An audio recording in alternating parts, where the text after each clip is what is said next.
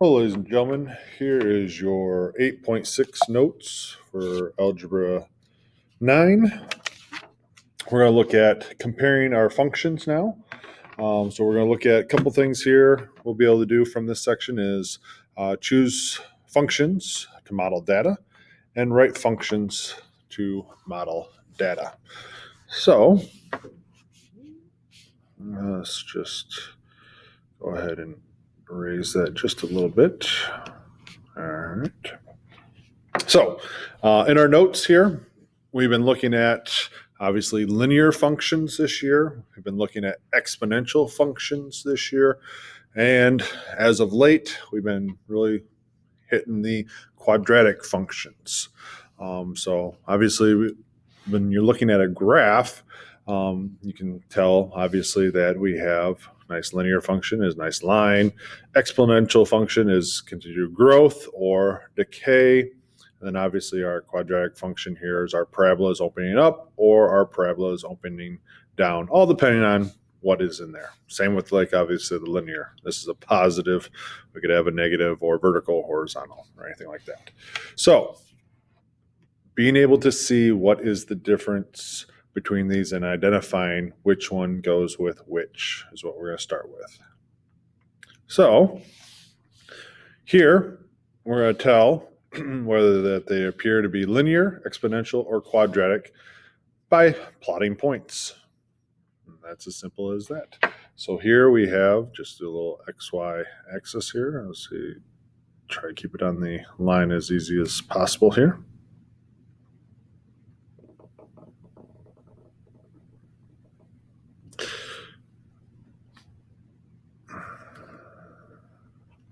And plotting our points.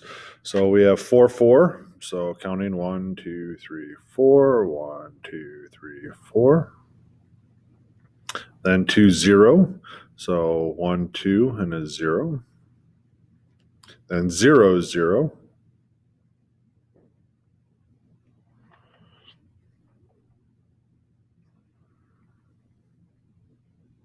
And then we have 1 and a minus half. So 1 and a minus half. Oh, I'm starting to see what it is right away. And then minus 2 and 4. Minus 2, 1, 2, and 4. And when we connect our points, we have a quadratic. Didn't know exactly what it was going to be there for a moment because when we first did our 3 points, but then it came back and we do have a quadratic.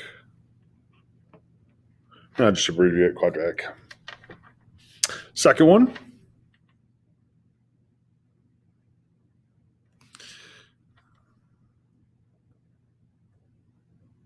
And we got 0 and 1. There's that. We have 2 and 4. So 2, 1, 2, 3, and 4. We have 4 and 7. So 2, 3, 4, and 7. 1, 2, 3, 4, 5, 6, 7. Minus 2 and minus 2. 1, 2. And then minus 4. 1, 2 more. Or minus 5. 2, 3, 4, and 5. And here we clearly you can see that we have a nice linear function. So linear.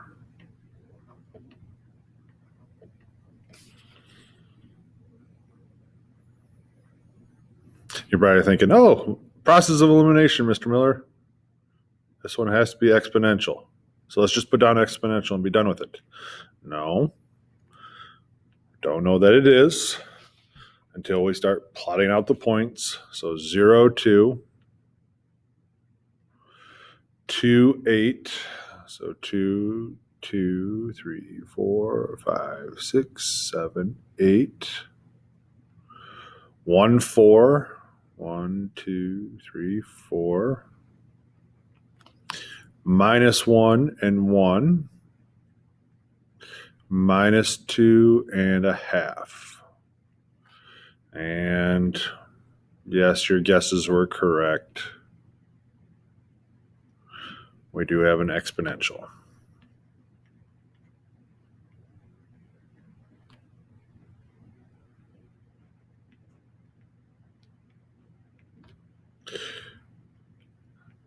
So again, sometimes you can catch on to them, what they're going to be as you're plotting them, but you do want to make sure you plot all the points first. And you guys should know the difference between these three graphs, what an exponential might look like, what linear means, and what quadratic means.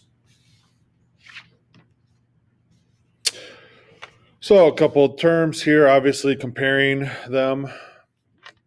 So we're going to look at a little further besides just plotting out the points. Yes, you can always plot the points out and answer all these questions.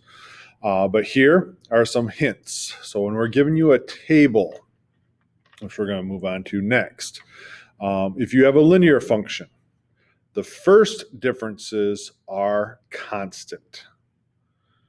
That's talking about the y values here. So our first differences are constant.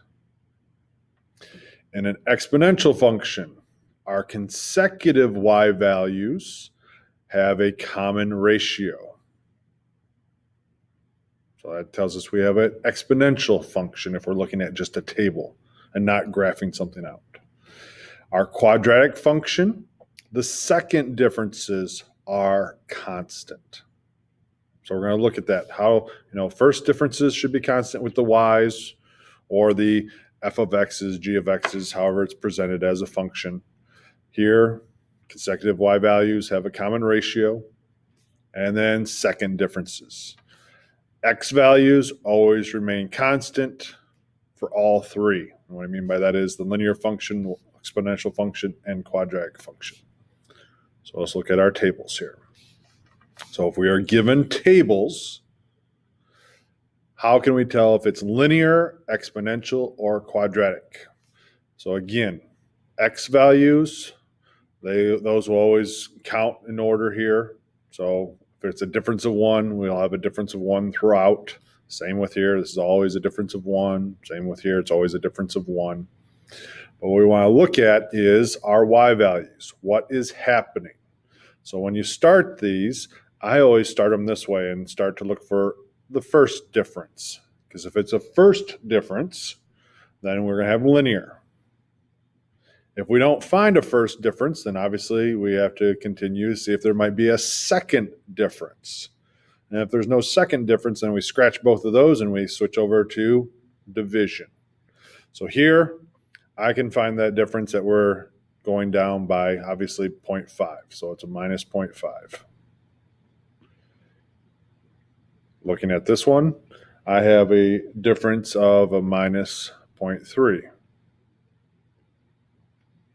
All right, that's not so good, but I'll continue.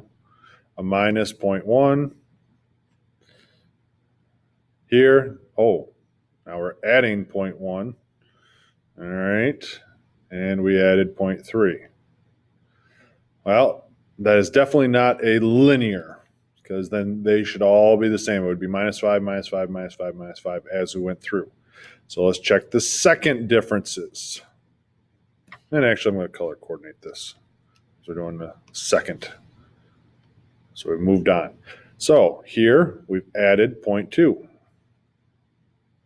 Moving to this one, we've added 0.2. Move to this one, we've added 0.2. And move to that one, we've added 0.2. Even though I forgot my points up there in my blues. I go ahead and add those. Point and point. So we have a second differences that are consistent. So this one here, based on that, we are going to have a quadratic function.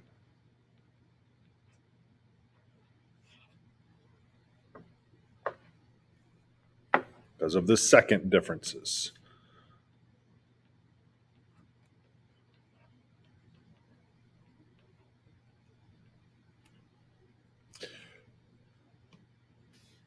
All right, continuing, finding the difference. So here we minus 2.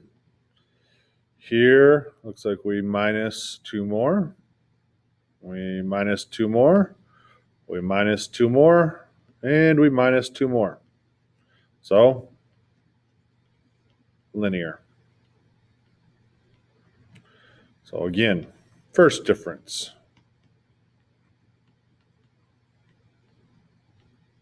Is all consistent, constant.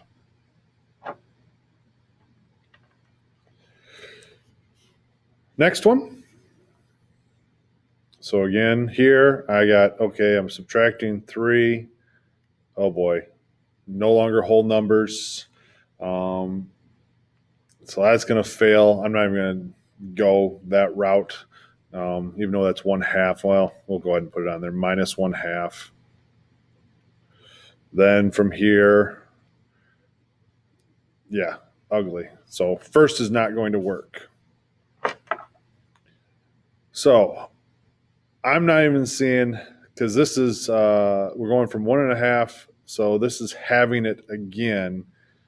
I'm starting to see that pattern. So this is 1.5. This is 0.75. This one was 3. So I'm already going to scrap my differences here because I can start to see that we are going to be doing our ratios here. So what that means is, so when I scrap all that, that means that if I take the second 3 and I divide it by 6, I get my 0.5. If I take my 3, which is actually, I'm just going to change the form a little bit here to make it a little easier to see, 1.5, and I divide it by 3, that's an answer of 0.5. If we take our 0.75, and again, I just changed the 3/4, and we put that over 1.5, that is 0.5. And then 3/8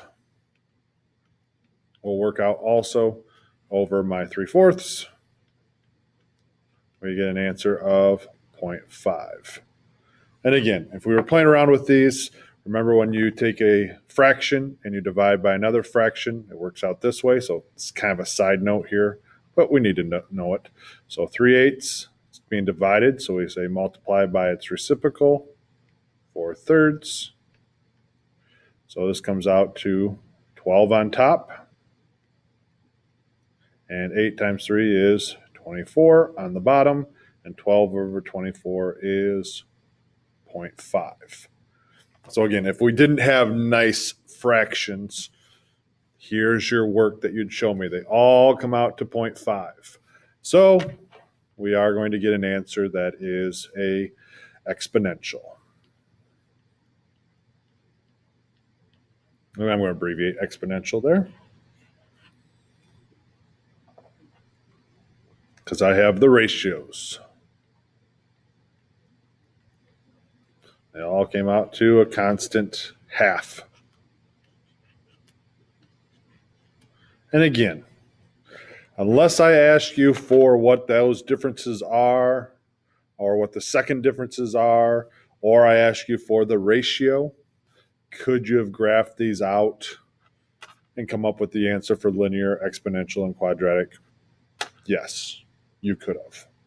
But if I ask you for that information, then yes, you're going to be doing first differences, second differences, and ratios, not necessarily in that order.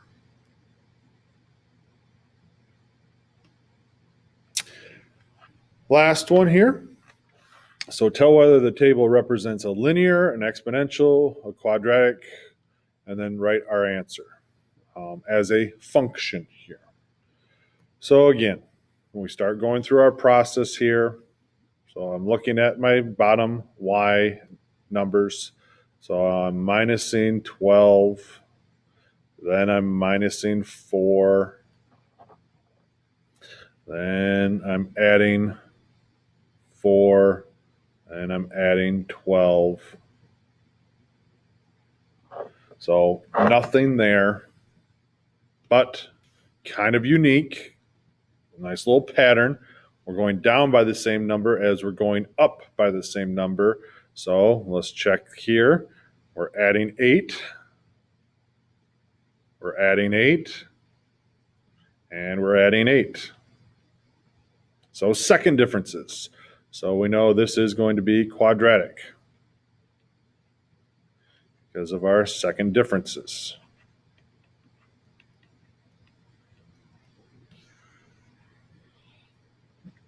Now that I have my second differences here, I'm going to locate the vertex.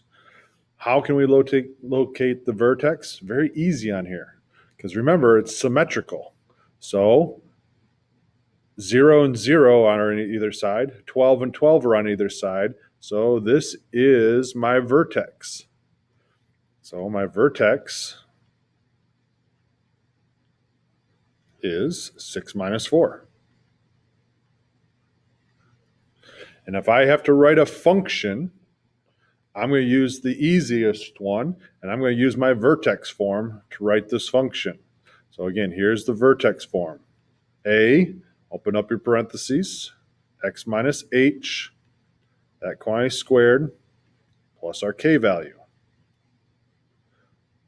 So this is my h, and this is my k, so I can write my function.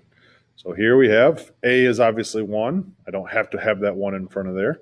I'm just showing you plugging in everything. X minus, my h value is 6. That quantity is squared. And then plus my k. So actually it's a minus. So I'll just write it as a minus and put in the 4. And we have written it as a function in the vertex form. If you want to clean it up and change it so it's in a standard form, then you got to FOIL this out and then incorporate the minus 4 in, and you can do it in the standard form there if you want, as another option also. If you have any questions, please let us know, ladies and gentlemen. Thank you.